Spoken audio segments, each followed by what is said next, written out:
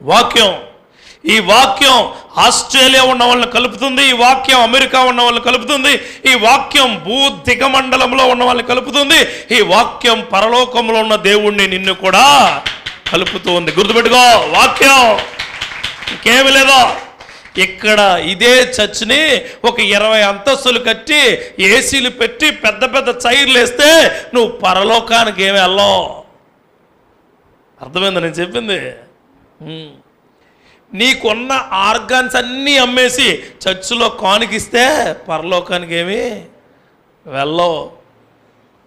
24 గంటలు 72 గంటలు చేసి నువ్వు మోకాళ్ళ మీద వేసి ప్రార్థన చేస్తే వాక్యం అనేది నీ హృదయంలో లేకపోతే నువ్వు పరలోకానికి వెళ్ళవు, దేవుడి మాట నీకు వినిపించదు.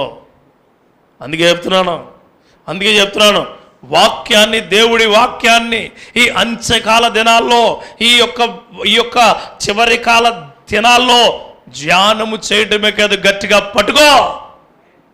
ఏమన్నాడు ఆయన? ఆది యందు వాక్యం ఏముంటుంది?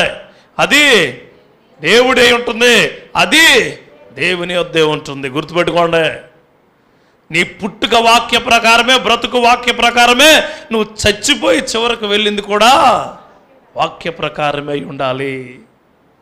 వాక్య ప్రకారమే ఉండాలి. ఎందుకు ఇది చెప్తున్నానంటే, నేను వాక్యాన్ని గట్టిగా పట్టుకున్నవాడు కాంట్రవర్సీలోకి వెళ్ళడా, వాక్యాన్ని హృదయంలో పెట్టుకున్న వాళ్ళు ఇంట్లో గొడవలు పెట్టుకోవడం, వాక్యాన్ని హృదయంలో పెట్టుకుని నడుచుకునేవాడికి ఇబ్బందులు రావు, కష్టాలు రావు, కన్నీళ్ళు రావు. ఒకవేళ వచ్చిన వాక్యమే ఆదరణ కలగజేసేలా ఉంటుంది. గుర్తుపెట్టుకోండి, వాక్యమే బలం. ఆయన మాటే